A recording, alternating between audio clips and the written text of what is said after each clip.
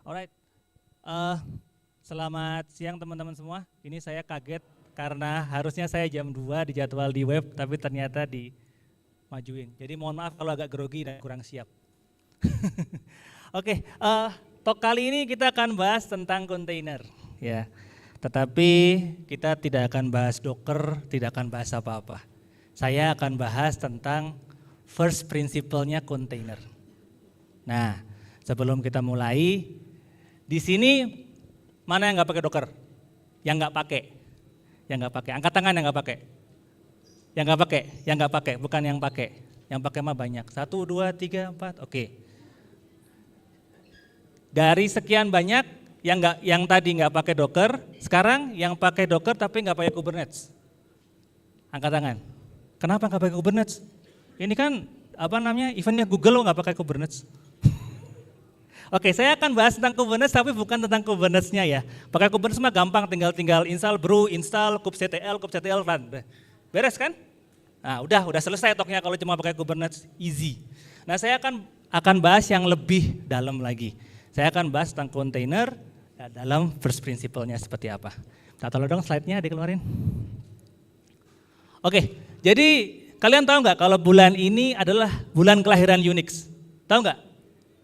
Nggak tahu. Jadi Unix itu dilahirkan.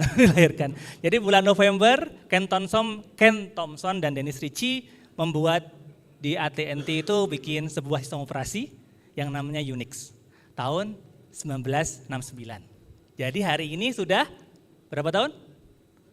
55 tahun. Dan itu tanggalnya berapa nggak jelas karena itu dirilis aja gitu bulan November. The whole November is Unix month. Lebih kayak gitu. Sekarang yang punya Bell dan AT&T itu Nokia. Nah, di sini teman-teman lihat nggak? Ada yang familiar dengan logonya? Nggak ada ya? Nggak ada ya? Linux mana? Gitu ya? Linux Unix bukan? Kira-kira Linux Unix bukan? Angkat tangan yang bilang iya. Linux Unix bukan?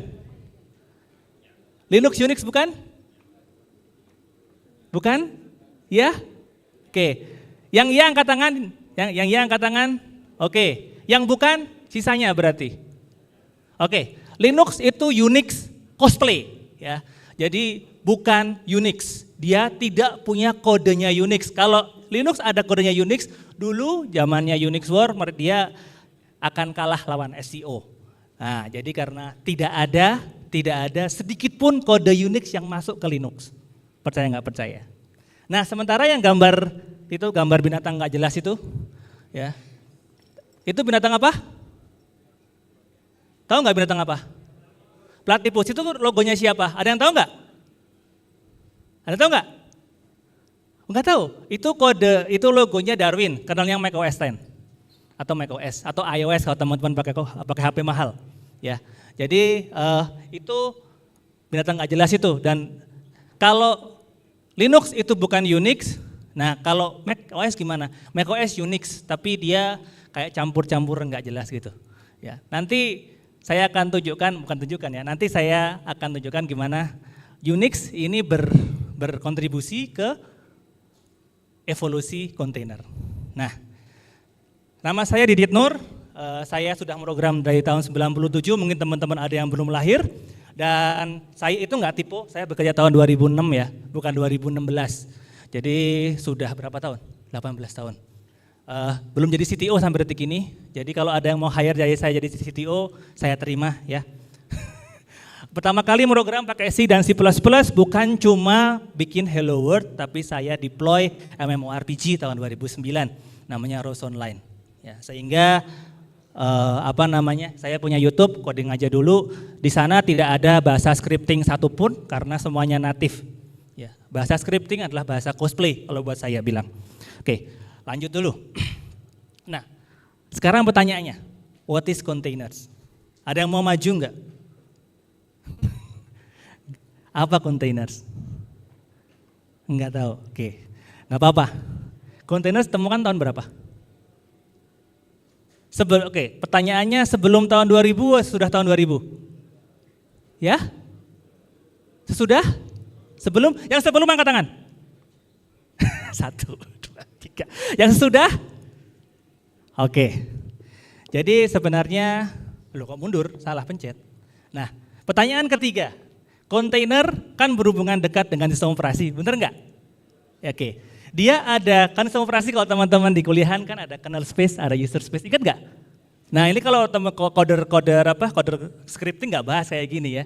Jadi ini agak beda dikit ya. Kira-kira ada di user space atau di kernel space? Yang kernel space angkat tangan. 1, 2, 3, 4. Angkat tangan aja pada takut loh. Angkat tangan aja, yang kernel space angkat tangan. Mantap, cuma binari ini pilihannya, kernel space atau user space. Oke, yang user space, sisanya ngapain terus? Ngikut-ngikut aja, berpendapat aja nggak berani, angkat tangan doang loh, ini binari 0 sama 1, katanya engineer. Gitu ya. Oke, jadi container cuman kayak gini. Ada proses di forking. That's it, udah selesai talknya. Enggak. Oke, jadi ada privilege parent process, kemudian ada child process. That's it. Itu aja. Jadi kalau ada yang ngomong, oh kontainer itu virtualization bla bla bla, bullshit. Gitu doang. Oke, jadi 100% user space process. Tidak ada bikin driver, tidak ada bikin apa-apa. It just running on top of operating system. You don't even need to contribute on Linux kernel untuk bisa bikin kontainer runtime. Ya, bikin Docker sendiri itu nggak perlu kontribut ke Linux kernel, pakai aja Linuxnya. Nah, kalau biasanya kan gambarnya kontainer ya, saya mah ini aja lah Kostak. Kalau orang Tangerang tahu lah ini, kotak pensil, ya kecil aja lah kontainer seperti ini, nggak usah yang gede-gede gitu ya. Isinya memang kayak tadi, tapi ditambahin dengan berbagai macam hal, capabilities, tantep, cerut, clone, unshare, namespace, bla bla bla bla bla. Ini semacam aksesorisnya. Jadi dari ini ditambahin ini jadi kontainer, gitu. So prosesnya di dalamnya kotak, jadi dikotakin prosesnya. Sehingga kalau teman-teman di Docker PS gitu masuk ke kontainernya di PS, berapa pitnya? 1, ya kan? Itu bohong itu bohong-bohongan. Oke, lanjut. Jadi evolusi kontainer mulai kapan? Tadi ada sebagian kecil yang jawab sebelum tahun 2000. Sebenarnya before container dulu ya. Kita start dari BC. Ya, kalau kita ngomongin zaman kan ada BC, ada AD gitu ya. Bukan before Christ, bukan. Before container. Jadi mulai tahun 79. Ya, orang tuanya ada yang lahir sebelum ini. Oke, tahun 79 Bill Joy, pendiri Sun Microsystem yang bikin Solaris, dia bikin Chroot. Jadi itu bacanya bukan C-H-R-O-O-T ya. Bacanya literally Chroot, bukan C-R-U-D, Chroot pakai Chroot. Itu. Dan ini artinya sebuah proses bisa punya root directory yang berbeda. Seperti itu aja. Ini cuma satu ingredients nomor 1. Kemudian tahun 82, ya 82 BSD, ya BSD, bukan BSD itu ya, Serpong bukan, BSD, Berkeley System Distribution, wah good idea nih, copy gitu, jadi copy aja tuh sama BSD. Jadi tahun 82, BSD sama, dia copy dari bikinan Bill Joy tadi. Jadi ini akan mengisolasi file system. Jadi langkah pertama, kontainer itu mengisolasi file system. Makanya kalau teman-teman pakai Docker bisa mengakses hostnya enggak? Enggak kan? Kecuali di mount, benar enggak? Oke, jadi ini karena file systemnya diisolasi.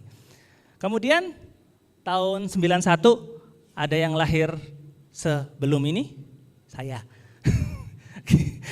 Jadi tahun 91 Linus Torvalds nulis ini ke ini email legendaris ya. Jadi zaman itu Linus ngirim ke mailing list Minix itu Unix cosplay yang lain buatan Tannenbaum. Jadi dia bilang, aku bikin sistem operasi nggak akan profesional, small aja lah, iseng gitu ya.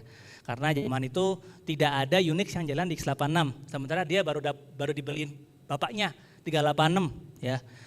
Yang itu jalannya sekitar nggak tahu ya 44 MHz, udah kenceng banget lah zaman itulah ya. Sekarang berapa? Teman-teman punya mesin berapa yang di kantong? Berapa? Megahertz? Kilohertz?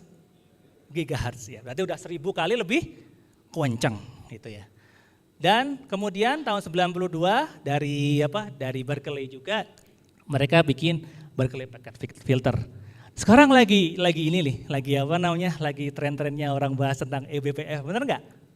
Ya itu tahun 2024, itu tahun 92. Ketinggalan berapa lama kita? Berapa lama? 30 tahun lebih, ya. Jadi gitu. Tapi ini simbahnya, ya. Itu internal packet filter. Jadi kita kalau menjalani TCP dump itu ada kode dari eBPF. Tanpa ini tidak ada kontainer juga. Jadi ini bahan kedua dari kontainer, yaitu packet filter, ya. Kalau di Linux namanya IP tables atau NF tables, persis sama. Kemudian kurang isolasi. Jadi Bapak Jacques Gelinas dan Herbert Post bikin namanya Linux vServer. Linux vServer ini ya kayak Docker tapi kuno lah ya, kayak LXC. Jadi dia mengisolasi proses, file system dan jaringan. Tadi yang pertama kan cuma file system doang ya, root buat file system. Kemudian BPF buat apa? Jaringan. Dia nambahin buat proses. Jadi kontainer itu tidak datang secara tiba-tiba ada Docker, enggak. Dia ada pelan-pelan. Intinya ada premis orang itu mau mengisolasi proses, gitu aja. Jadi dengan kernel yang sama, jadi sebenarnya kalau teman-teman ngejalanin Docker PS, ngejalanin Docker gitu, sebenarnya yang jalan tuh cuma proses lain. Sama dengan teman-teman ngedouble klik sebuah program. Sama, bedanya prosesnya itu tungguin aja lewat. Gak kedengeran suara saya. Jadi prosesnya itu terisolasi. Nah, habis itu ada acceleration. Acceleration ini terjadi tahun 2002 sampai tahun 2013. Mungkin teman-teman lagi pada kuliah, ya? Ya ini saya juga masih kuliah kok, tenang. Kita satu generasi, tapi jauh sampai 2013.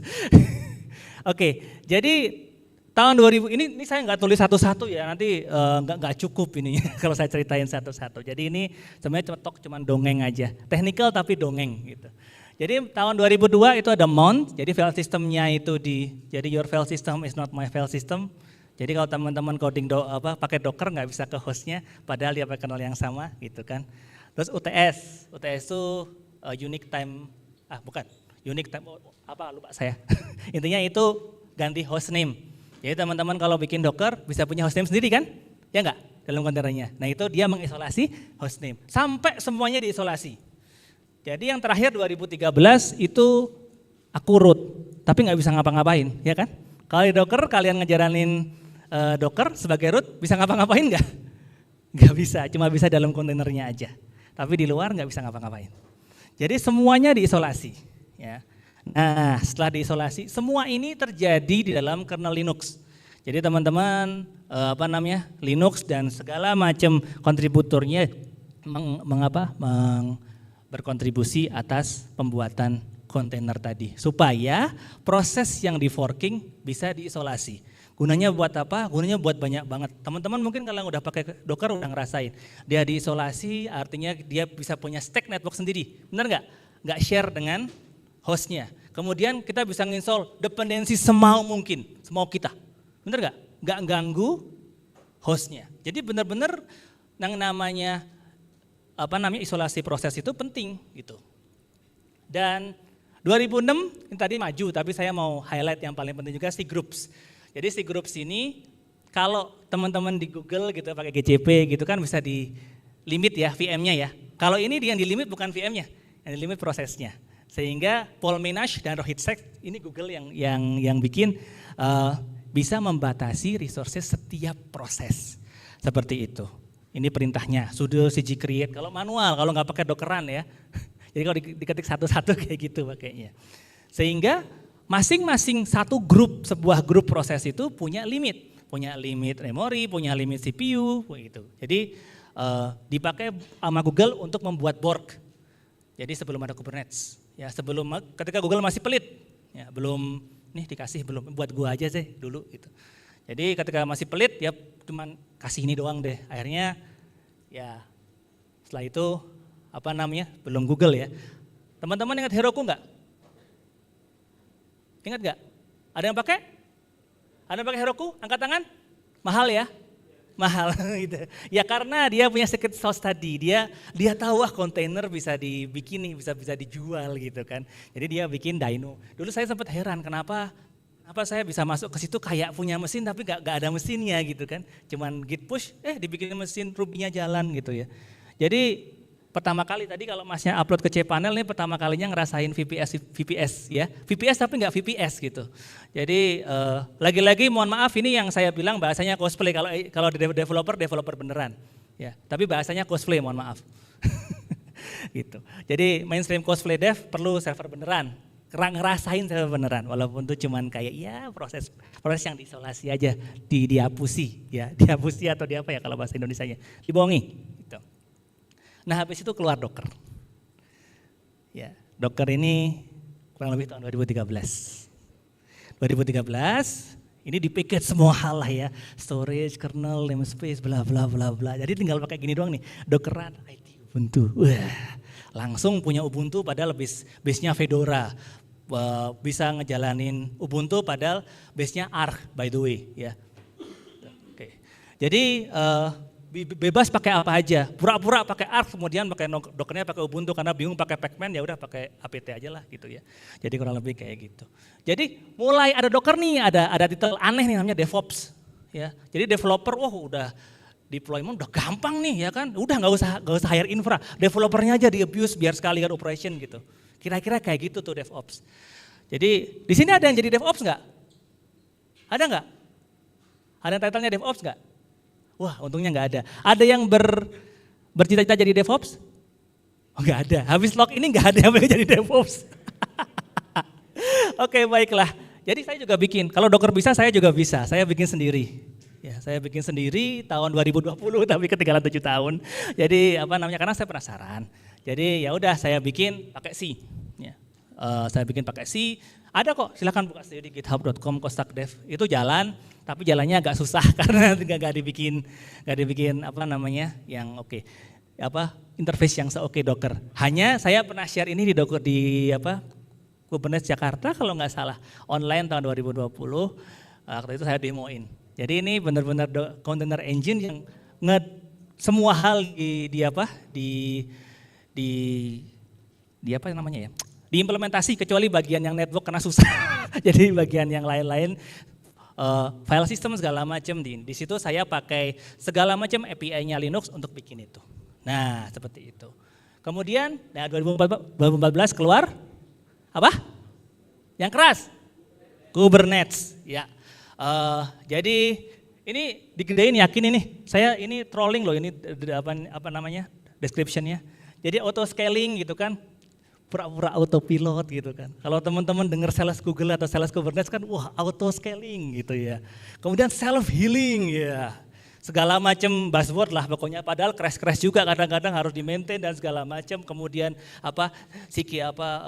CRD-nya nggak jalan. Ada yang pernah ngalamin? Ya. Jangan ke bawah, jangan termakan sales. Ya, tadi balik ke kata-katanya Mas David. Dengarkan. Ya, ini apa sih? Sebenarnya fundamentalnya apa gitu. Tiba-tiba ada salesnya Google jualan GKE, pakai GKE. Besok pakai Azure datang pakai apa? Pakai juga gitu ya. Kapan beresnya kita gitu kan. Dan K-nya itu buat saya confusing lah ya. Confusing 8 kali. Oke, kenal ini? Kenal? Ada yang kenal nggak? Nggak kenal. Kalian ke Deves nggak kenal sama Kesley? Ya ini namanya Kesley Hightower. Ini sekarang udah nggak di Google lagi. Dia jadi semacam influencer lah soal cloud native gitu ya. Kalau saya mah nggak usah cloud native lah, cloud naif aja. Install VPS beres ya. Oke. Dan habis itu ada CNCF. Wah. Karena udah ada kontainer, udah ada Kubernetes, wah kita tambahlah yang banyak gitu ya. Bikin startup yang banyak ya. Ketika kayak Apache, tahu kan Apache Incubator itu kan banyak juga. Karena CNCF nggak mau kalah, ya tambahin aja yang banyak. Gitu. Jadi sekarang jadi cloud engineer itu bingung milihnya apa stacknya. Ya makanya harus tahu fundamentalnya, balik lagi ke tadi ya Mas ya. Mau pakai Traffic atau mau pakai Nginx saja, mau pakai KD atau mau pakai apa. Ini saya cuma sebut merek aja, jangan langsung diimplement ya. Yang bagus yang mana Mas nggak tahu, pakai aja sendiri. Tergantung jawabnya, senior engineer answer, tergantung. Oke, jadi tahun 2016-2021 tren microservices. Kenapa saya tulis zirp kayak gitu? Ini biasanya dipakai buat resume maxing. Tahu resume maxing nggak? Tahu nggak? Nulis kayak gini, refactor a legacy monolithic app to microservices. Ada yang nulis itu di LinkedIn kalian? Sebagai achievement ada? Ada nggak? Ada, ya bagus. Nggak apa-apa. Kalau emang dikerjain ya nggak apa-apa gitu. Cuman ketahuan kan saya? Ya. Intinya jalan mengalirnya uang banyak. Jadi daripada buat gaji orangnya ditransfer ke mana? Ke Google teman-teman. Ya. Mohon maaf ya. Ini Google Device tapi saya trolling terus dari tadi. Oke, jadi daripada buat naikin gaji kalian, mereka lebih senang buat transfer ke Google gitu. Jadi gimana? Milih pakai microservice, pakai monolith aja tapi gajinya lebih gede. Milih mana? Pakai monolith aja. Oke, habis itu stagnation alias apa? Winter. Jadinya investor pelit, ya benar sekali. Jadi cloud provider seperti oligarki yang main cuman beberapa saja. Ini saya beli mini disk 4 CPU 16 GB 512 disk, harganya 3,5 juta. Sekali beli, tapi kalau pakai cloud berapa? 3,5 juta sebulan, betul sekali. Jadi makanya kalau DHH bilang kalau ya udah out of cloud aja gitu ya.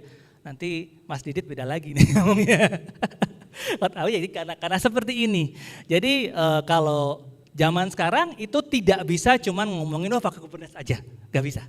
Harus dipikirkan kira-kira yang paling efisien yang mana. Karena investor pelit-pelit gitu.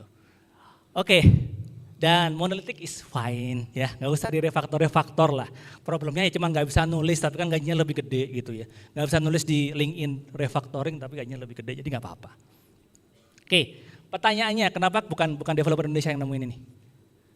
Kenapa? Padahal udah ada dari tahun 2000 udah ada. Developer Indonesia nggak kurang-kurang kok jumlahnya.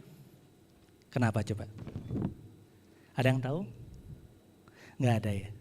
Oke. Kenapa nggak ada specialist domestic talents, ini fitnya e-commerce? Apple nggak mau di sini karena nggak ada yang bisa ngerjain sistem operasi. Ya kan? Ada yang pernah kerjain sistem operasi di sini? Ada? Nggak ada, ya kan? Problemnya bukan karena apa-apa, karena kurang exposure saja. Kemudian sebabnya apa? Sebabnya teman-teman sering pernah dengar quote ini nggak? Pernah? Premature optimization is the root of all evil. Pernah? Pernah. Yang ngomong siapa? Manajernya? Atau product manajernya? Atau CTO-nya? Siapa yang ngomong? Ya kan? Itu misquote ya teman-teman. Jadi besok kalau CTO-nya ngomong itu bilang, lu misquote man. Yang benar tuh itu. We should forget about small efficiency says about 97%. Premature optimization is the root of all evil. Yet we should not pass up on that critical 3%. Jadi bukan tengah-tengahnya doang teman-teman. Jadi kalau ada teman-teman mau explore sistem operasi terus kemudian premature optimization, anjir kata, janganlah gitu. Ya kan? Apaan? Misquote suka-suka. Ini baru kemarin, premature optimization 486 kali lebih cepat. Gara-gara pindah dari Java ke mana? Rust. Itu ya. 12 less CPU usage. Sebagai employer, sebagai business owner ya senang lah. Penggunaan cloud-nya kecil gitu. Yang nggak suka Google, lagi-lagi Google lagi yang kena. Gitu. Oke lanjut.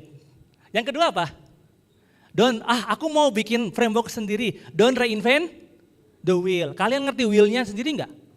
Wheel-nya paham nggak? Kalau wheel-nya paham, reinvent-nya mau pakai apa? Itu ya.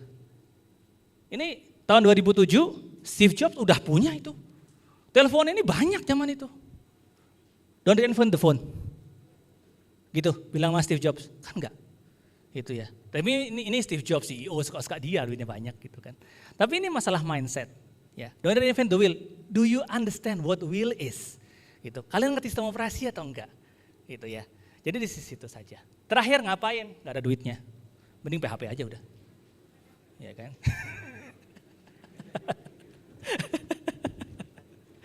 Oke. Atau orang ini skepticism. Kalau bahasanya bukan skepticism, itu fear. Ya, takut kalau pegang Linux gimana? Takut kalau saya coding C gimana? Takut kalau saya mau pakai sistem operasi gimana? Takut saya mau bikin framework web sendiri gimana? Takut. Itu. Bukan skeptis mah nggak kayak gitu. Quote-quote tadi silahkan ditebang kalau dipakai di meeting atau diomongin sama CTO, CEO-nya silahkan ya. Tapi jangan bilang saya yang nyuruh karena tidak ada garansi. Jangan salahkan saya kalau nanti dipecat atau diapa, jangan salahkan saya. Oke, jadi Fir kenapa? Kalau kita ngomongin stack, cuma ada 2 stack di dunia ini. Satu stack natif, kedua stack cosplay. Gitu. Pertama stack natif, perangkat keras, sistem operasi, libc, yang ini namanya natif. Sahabat sini natif. Ada yang pernah coding di sini? Sistem operasi dan segala macam? Ada? Oke, kalau nggak ada berarti cosplay, gitu ya. Dan full stack tuh di sini doang. Sehingga yang sini missing stack. Lalu padahal yang kalian pakai Linux, Go, C, Postgres, Docker, Kubernetes semua ada di sisi yang native. Katanya apa? Seram, jangan disentuh. Kamu nggak akan bisa don't reinvent the wheel, perimeter optimization, bla bla bla bla. Isinya ini semua. Takut pegang di sini. Jadi ini menurut saya ini sebabnya kita nggak nemuin kontainer. Karena takut pegang yang hitam ini. Itu sana aja lah yang safe gitu. Sehingga ya kita jadi ingat ini enggak? Korban modernisasi vendor, ya kan? Takut pointer pakai Java, ya kan? Takut coding takut Linux, takut pakai SSH, takut VPS pakainya apa? Vercel ya. Oke. Jadi mulai dari mana? Mulai dari coding ini. Jadi teman-teman bisa mulai dengan coding Linux dan pakai C. Kenapa pakai C? Karena C adalah your favorite language. Semua barang-barang kalian, PHP, Python dan teman-temannya dibuat dengan C. Ya, jadi kalau mau tahu dalam ya pakai C. Dan saya punya komunitas yang ngomongin tentang ini semua. Di sini silahkan di screenshot ya, diambil gitu ya. Namanya komunitas enabler. Bukan komunitas yang kultus, karena komunitas ada COC-nya. Kalau kultus suka-suka saya kan. Aturannya. Udah? Oke, jadi ini komunitas online. Nah, nanti tanggal 23 kami akan bikin meetup di Jakarta di Cikini. Dan meetupnya tentang pemrograman sistem dan hardware. Ini kode ini berbayar jadi diskon 20%. Silakan buka ini link mayarnya. Jadi itu aja, terima kasih.